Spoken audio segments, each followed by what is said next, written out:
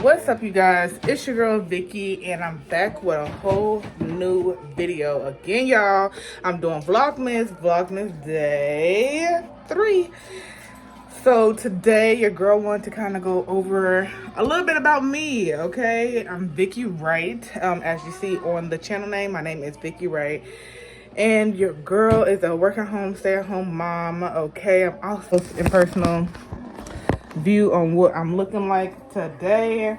I know, so I am a mom that have a lower apron belly. Okay, this right here, yeah, that right there is my apron belly. I want to go ahead and speak to you guys about weight loss, where I'm at, how I'm doing postpartum, because I am currently 4 months postpartum today.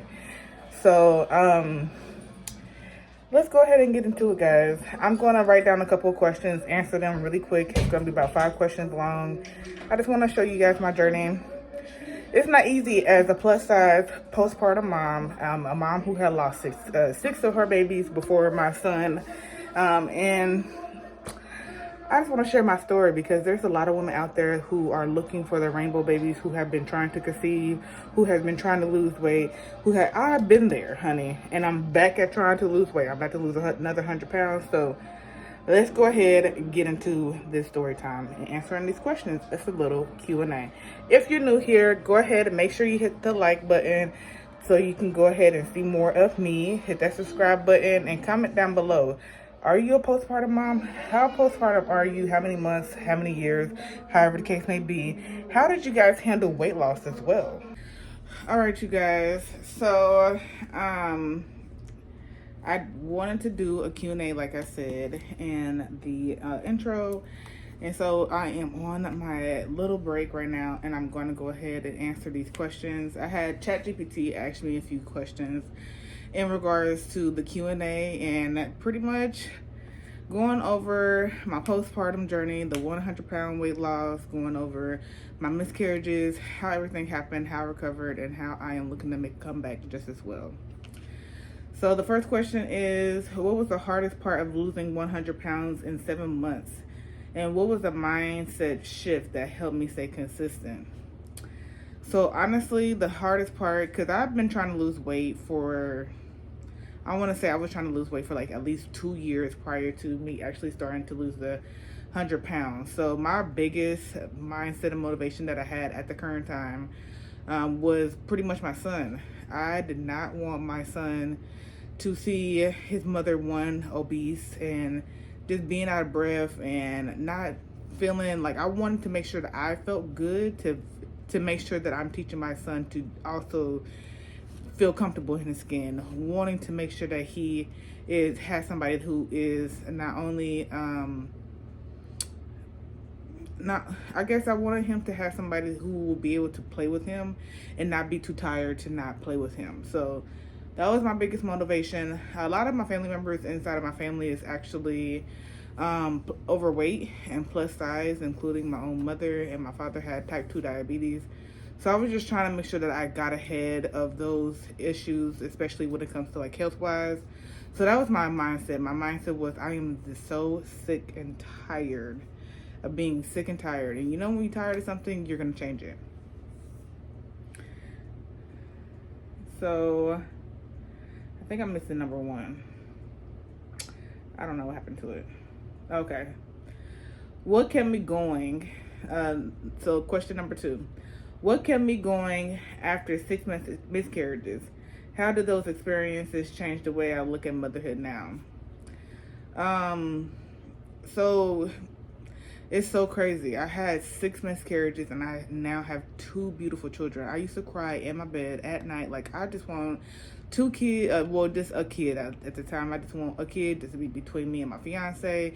And I just want somebody to love, you know, because I felt like I never received that affection love. So I want to give that affection love to a child. I want to show my love and all that other stuff. So how that kind of reflects in my motherhood now is, I mean, I smother my, if you, it's not the Hopkins way if you do not get 1,000 kisses a day. especially for my 2 children now.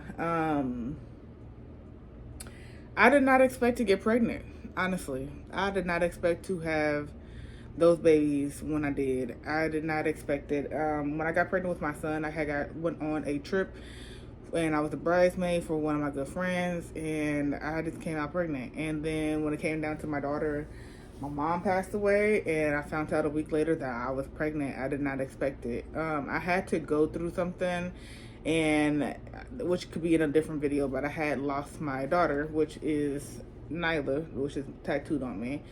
And that's what actually helped the doctors know, like, what happened, how they can help, how they can go ahead and figure everything out. So it changed my whole outlook of me being a parent, and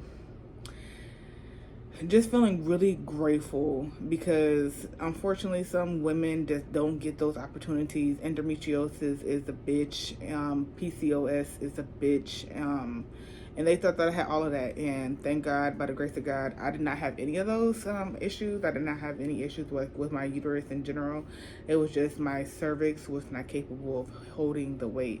And you don't know those things until you go through those things, right? Question number 3. Now that I'm 4 months postpartum again, what's my new game plan to lose another 100 pounds without fasting? So, I don't know if you guys are on my Facebook page or not. I have a Facebook, TikTok, Instagram that pretty much went through my whole journey of me losing 100 pounds after I had my first son. And I don't know if I ever mentioned to anybody. I know I mentioned it on my Facebook a long time ago that I went through a 14-day fast. And during that 14-day fast, I actually lost over, I want to say, 40 pounds and within those 14 days. And so that was definitely an interesting thing, just dropping the weight and then making sure that I'm also discontinuously making sure that I'm working out, eating good. I continuously had a schedule of working out for 4 days, fasting for 3. My mom used to just tell me all the time, like, man, you should just eat something because it's not good for you to not eat at all. And I used to be like, no, I want to make sure I get the weight off. And I was at the time, I was at the mindset of, I want to get the weight off as fast as I can. And I'm at the mind frame right now to where I want to get the weight off, and I want to keep the weight off, because once I got pregnant, the weight just came right back. So doctors was wondering, like, why are you gaining so much weight so quickly? And the whole time it was just because I had fasted, and that weight just caught back up to me really quick. So this time I plan on taking a different approach. I definitely still do want to incorporate fasting into my lifestyle, just not for like a long period of time, such as the 3-day fast, 14-day fast. I kind of want to make sure I incorporate it with an eating window, and fasting for 16 hours. That way my body is able to cleanse and catch up with processing the food that I ate, and just not stacking everything on top of each other.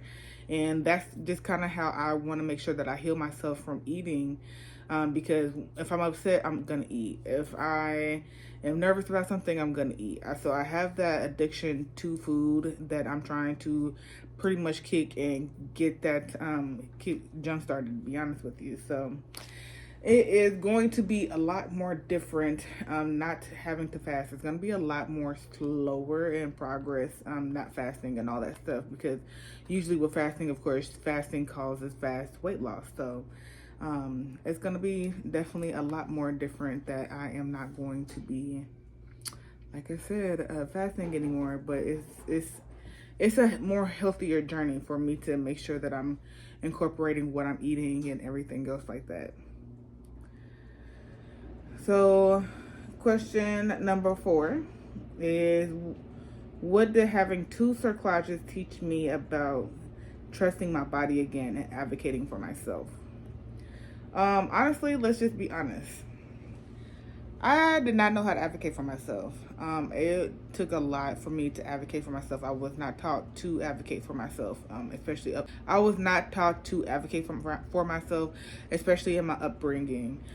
So the doctor actually advocated for me. I went to the original hospital that I went to. they was not advocating for me. So I was actually in between two hospitals, and I was like, one of y'all are going to be able to handle me and my pregnancy. And when I went to one of the hospitals, then the one that I usually go to in my local area, they was just like, well, we're going to do this, and this. Progesterone, cerclage. We're going to do this. They just came with a very aggressive hook. And then I had told the other hospital that I was at that I wanted my care at because my fiance worked there. And they advocated, like I said, the other hospital, that doctor in the emergency room advocated for me. And that's when I was able to honestly keep my son, because I thought my son was going to be a miscarriage as well. And so after that, I actually started advocating for myself, knowing I was just more aware of what I should be doing with my body and what works for my body for me to safely carry a child. So cerclage, progesterone really helped me sustain my pregnancies for both of my children. I kept that going. I had to take B12 or 6, one of the two. Baby aspirin, I had to take progesterone, I had to have a cerclage. I was very careful with everything and making sure that my labs were still up, because I am very iron deficient in a sense of way. So I had to honestly just put those type of situations in God's hands, and thank God again for that doctor who advocated for me and who knew what type of approach that I needed to make sure that I sustained a successful pregnancy with my son and as well as my daughter. So the last question that I do have is, if I could tell another mom struggling with weight loss or pregnancy loss one thing, what could it be? If I could tell another mom that's struggling with weight loss, is to be patient with yourself. Both, actually, with pregnancy and as well as weight loss.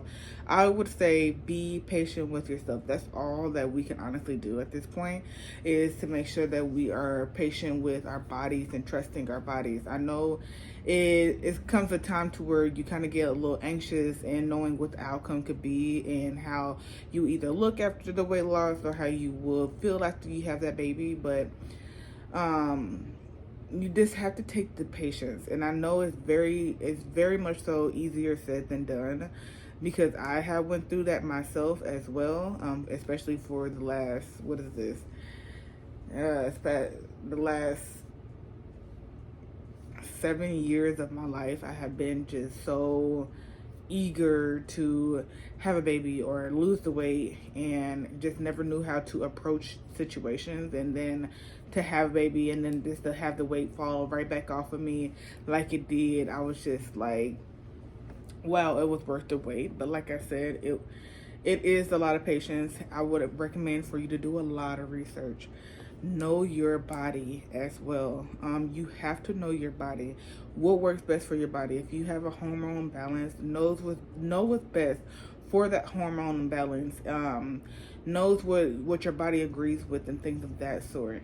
Once you start figuring out those strategies on what works best for you, then everything else will start lining up. Also knowing, like I said, just knowing to speak to the right people. Don't be afraid to ask more than one question more than once, okay? Make sure that you ask repetitive questions to make sure that you are getting the best outcome for yourself. Because at the end of the day, just like the other question, is how are you going to advocate for yourself? How are you going to make sure that you get to the goal that you're trying to reach? So those are my 5 questions in the Q&A. Like I said, my name is Vicky Wright. It was great asking these questions. If you don't already, follow me on Facebook, follow me on Instagram, follow me on TikTok, Vicky Wright, across all platforms.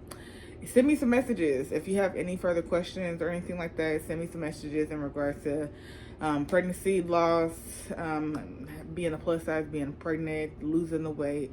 I'm back on my journey. I am gonna lose the next 100 pounds, and the goal is to keep it off and also have a tummy tuck. And the praying to God that that's gonna be my last surgery that I would ever need in my life. So yeah, come along the journey. Make sure you go ahead, hit that like button, hit that subscribe button, and it was great chit chatting with you guys. Your girl will see you later. Bye, y'all.